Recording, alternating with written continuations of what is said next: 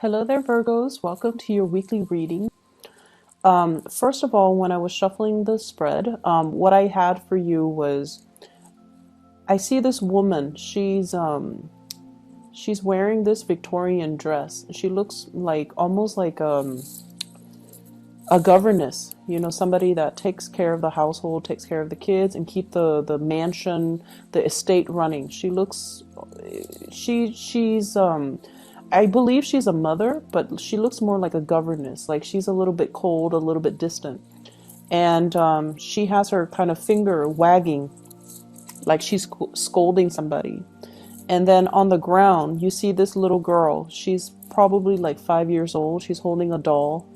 And there are like two broken plates on the ground. And it seems like she was scolding at the little girl because the girl probably broke those plates from the image that I saw. And the girl is sad and she's kind of ashamed. And she did a little curtsy. She, bent down and kind of distracts the governess by spreading her dress and doing a little curtsy and then smiling. And the governess, it seems like her heart is melted, and then she stops yelling or she stops scolding. That's what it feels like to me. And so in alignment with this reading, I feel like the cards are corroborating the same theme. What I have here is the Page of Cups. And I feel like there is somebody in your life who is a little bit of a charmer, who's a little bit of an attention seeker. And I feel like, this is somebody that might have been very evasive when it comes to their responsibility. So it doesn't really matter how old they are. They could be a child, or they could be an adult acting like a child or behaving like a child. But they are a little bit of a charmer. Like they weasel their way out of situations by turning on the charm, turning on the waterworks. They know that they are cared for, and I feel like they tend to push boundaries a little bit. Okay, so if you're dealing with children, you want to be a little bit careful when it comes to their behavior and how oftentimes they can turn on the charms or the waterwork to get out of getting a scolding, or to avoid repercussions for their actions, or even to kind of charm their way into people's hearts. Okay, so that's what I'm getting. For some of you, this could literally be a child. For others, it could be a relationship partner, and then for others, family members. I'm also sensing as well co-workers. I'm not sensing it strongly, but I feel like it could be a co-worker who is a little bit kind of like evasive when it comes to handling their responsibilities. So if this is somebody that you're dealing with in the work front, and I see this a lot for you guys, it's almost like energetically, you guys are such workaholics and you guys are such good workers that oftentimes you are put alongside people who are slackers. And I feel like, there is a major karmic lesson here about them needing to learn from you. It's almost like you're setting the bar really high. You're setting the standards of integrity and work ethics.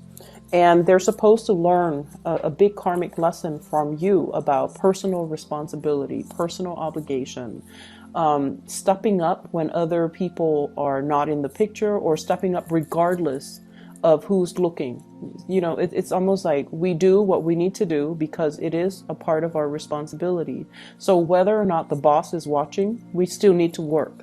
Whether or not we feel like it, if there's some group, some people that are dependent on us, we need to step up. Okay, so it's almost like you can charm, you can turn on the waterwork. The work is not going away. So we need to handle responsibilities because it is our obligation to the place of employment. It's also because other people are depending on us to do our due diligence and to, take care of responsibility. So they're supposed to learn these karmic lessons about, self-sufficiency, about as well, understanding that they need to hold up their end of the bargain. And a lot of the times, from what you're supposed to be learning from them as well, is to learn to ease up a little bit, is to learn to, delegate responsibilities, and also to learn to set boundaries so that responsibilities are not dumped upon you, because these are opportunistic types of people. And when they sense that you're very, very kind, and when they sense that you're able to, that you're doing things like above and beyond your scope of responsibilities, they like to dump responsibilities on you. So I feel like there is a karmic lesson needing to be learned from both parties in the work environment. Okay. I definitely feel there's something cracking. It's almost like the straw that broke the camel's back. And so this week, there is a lot of responsibilities that you have to take care of. And you are not in a position to take on more. You're in a position to learn to say no to other people, to learn a very direct way to say no to people, to draw very clear boundaries, and to also set people in their place. Okay, what I have here is the Ten of Wands. This is a lot of things that you have to take care of, a lot of loose ends to tie up, a lot of things that you're physically carrying around. And if you are kind of like trying to avoid people, I usually think of this as like, he's using those wands to cover his face, not wanting to see people, not wanting to confront people, conflict avoidance, trying to just avoid certain people. This is really a week for you to step into this power with the Ace of Swords. This is like saying what's on your mind and meaning it, and learning to say no to people, learning to cut people out. Okay, the man on the horse, he's a little bit shocked by this Ace of Swords. It's coming out in such a fast and swift and truthful manner that he didn't expect. So if you have been kind of like, the doormat, I feel like this is the week where it's like, enough's enough. I'm not going to be taking on other people's responsibilities. I'm already, stretched thin. I'm already wearing multiple hats. I'm already going above and beyond my scope of responsibilities, and it's not fair. So you're going to set the record straight, and you're going to preserve your time, which is very little and very precious to you, so that you can take care of the things that you need to take care of. Okay. I also see as well, there might be issues when it comes overall with like conflict within the family. What I have in this spread though, and I don't want you to fret, okay? I have a lot of love. I have a lot of communication and a lot of love. And so the people around you, they truly, truly, truly care about you. Even those co-workers that slack off, they care about you. They don't want any harm to fall on you, not only because your use value to them. I feel like they like you as a person. They're just opportunistic. They would do this to anybody. So it's not personal, right? And I also feel like the family members, relationship partner even. What I have here is the Ace of Cups. You have two aces, Ace of Swords and Ace of Cups. Communication needs to come from the heart. Okay, it's not about scolding. It's not about, chastising somebody for their wrongful behavior. It's about telling them, you have to be a little bit more responsible with those plates. Like you broke those plates because you were reckless when you were playing. So being a little bit more delicate and gentle and toning down the communication when you're interacting with people that you love, and especially if you're interacting with people. It's almost like the delivery, the tone, the attitude matters a lot. And you want to be cognizant of that. Because what I feel in this spread is there's a lot of love involved, but maybe the delivery of a message needs to be changed, needs to be softened up, needs to be thought out a little bit better. Okay? But what I do feel is, there's definitely some people weaseling their way out of dealing with ramifications of their actions. There are also people as well. This is sort of like, conflict, not seeing eye to eye with people, but it's a very slight, minor type of conflict. And a lot of it has to do with control issues, wanting to control other people, wanting to control environments, wanting to control a situation. This could be coming through from your end or from another person's end. But there's an element of control and wanting to have like a, it's like my way or the highway, you know. It's almost like, it's not so much about the broken plates, because, you know, the image that I saw was a child. Children are going to be children. They're going to be a little bit reckless. They're going to be a little bit clumsy. And so after everything is said and done, the plates are already broken. The child's already ashamed. And so they don't need, you know, that further reprimand, I guess. Okay, so gauging the situation and picking your battles and knowing when to get involved and when to kind of withdraw. Okay, so that's what I'm sensing here. I feel like in relationships, there might be a little bit of conflict coming in, and I feel like it's ideological in nature. Ideological in nature. I have here a fire sign, a Sagittarius, an Aries, or a Leo. And I also have a Taurus person in the picture as well. So what I feel here is if you are in a relationship with any of those signs, there's definitely a lot of love. But I almost feel like ideological differences get in the way. And what we have to try to remember is just because someone doesn't see things the way that we see things, it should not. So if it's just on the ideological viewpoint, if someone doesn't see things the way that you see things, it shouldn't diminish, you know, your love for them or their love for you. If someone rejects your idea, they're rejecting your idea. They're not rejecting you. If someone doesn't do what you ask them to do, it has nothing to do with you. It has everything to do with them and where they're at and the way they see a situation. So ideological differences doesn't really diminish the love. It doesn't diminish, or it doesn't undermine the love in the relationship. So seeing things from that perspective, I feel like, is really going to help transform the way this relationship works for you.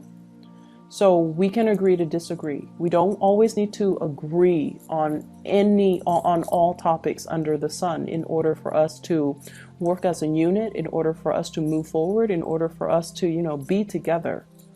Okay, and that is with family, that is with love relationships, and I feel more so with love relationships. So I almost feel like there is a major separation between your work life and your personal life, which is probably a good thing. But I almost feel like you have double standards when it comes to what you tolerate from people who are really close to you versus the really bad behaviors that you tolerate from people in your work environment. And I mean, you know, we do have to do what we need to do in order to survive. So we know that work pays the bills. And so when we come to work, we have to behave in a different manner. But I almost feel like this set of double standards, okay? It's like treating strangers with a lot of compassion, but treating your loved ones with a lot of like criticism. That's what it feels like to me. Because I have with this Ace of Swords is on top and the Ace of Cups is on the bottom. It's like being harsh with certain people and then extending love to other people. And you want to make sure that the people are deserving, okay? You want to make sure that the people that are doing their due diligence, that are, you know, taking care of their responsibilities, are the ones that should be getting the love and the support. Whereas the ones that have been reneging on their responsibilities, that, you know, leave things to the last minute, are the ones that should be getting chastised. So I feel like directing your energy towards the right people, rather than directing your focus, directing your energy towards the right people, rather than penting up your energy and your anger and then having it come out directed towards the wrong people, the ones that don't deserve it, the ones that are just like on the sidelines, and the ones that have nothing to do with the root of the problem. Okay, so this is a week for us to kind of reassess where we have been too harsh and where we are giving our energy. And especially if we're giving our energy to people that are charming and just evasive and irresponsible, when we should be giving the love to people who are, you know, doing their fair share of the work, who are responsible, who have been nothing but honest. So I feel like that element is coming through. You might be called in to mediate situations as well. And I feel like there might be, I'm seeing like an interview panel. It's like they're deciding on the next candidates, and somebody might call out sick and you might be kind of like interim. You might be called in to fill that position on a panel where you are assessing people's work potential. You're assessing people's skills. You are assessing people's work history. So I don't know if you're on a panel to do that. So like I said, somebody might call out sick. You might be a filler. Or if you do this on a regular basis, I feel like there will be a lot of good candidates. Okay, so be careful about those charming ones. Be careful about the ones that are, you know, super articulate, but when it comes to their work history, and you want to make sure you follow up and call their references, okay, and asking the right questions. So I definitely feel like it's going to be a very busy week. There's lots to do and lots to take care of, and you need to keep your kind of like your mind razor sharp and pick your battle so that you're not stretched too thin. I'm seeing as well, I honestly feel many of you have a lot of support from the people in your work environment, especially the higher ups, okay? I mentioned this with Libras as well, but I also feel it coming through from you. With Libras, it seems like they're getting a lot of assistance. And I feel like with you, you don't reach out. You never reach out when you have, you know, when you need assistance. You are very stoic, and this is like earth sign. This is typical earth sign energy. You, Taurus, Capricorn, you guys are very stoic. You guys are self-sufficient, and you pride yourself, especially you and the Capricorn. You pride yourself on being self-sufficient, on being able to do things on your own. And you work best actually when you're on your own, when you're left to your own devices, because you know what needs to be done. And so the whole process regarding teamwork, group effort, all of those things are nice in theory, but you know, in real life, they hinder progress. In real life, if you're left to your own devices, that's when magic happens. And so you might be shying away from group work. You might be shying away from, you know, working together with other people, because everyone's going to have their own agenda, and everyone is not on the same page when it comes to their reliability, and everyone's not on the same page when it comes to their ability to take care of things. So I feel like, you know, group work is just like the bane of your existence. I'm also sensing as well, I'm also feeling as well, and this is, you know, relationships. For those of you who have recently broken off a relationship, and especially if children are involved, like a separation, a divorce, or something like that, I feel almost like a coming together in the relationship for the sake of the kids, wanting to resolve things or wanting to stay together, wanting to give it one last try, or wanting to, you know, make amends and repair these rifts, because there's a lot of love. There's definitely a lot of love, and there's definitely, you know, the element of children involved as well, because you want to keep the environment stable and just you think it's going to be good for the kids. Make sure all parties are on board, and make sure that, you know, it's almost like you should do it for the kids, but at the same time, if you know this is a cyclical merry-go-round, if you know that, you know, you're going to get into heated arguments with your partner, it's best not to keep that energy around the children, okay? Learning to air out the dirty laundry, learning to air out these things behind closed doors, I feel is the best strategy. Okay, so you might be dealing with somebody who's very explosive. Like when they're upset, they need everybody to know that they're upset. They're kind of like a little bit like dramatic. Okay, and I feel like keeping that energy a little bit tame, or having that conversation with your partner, so that you can have these,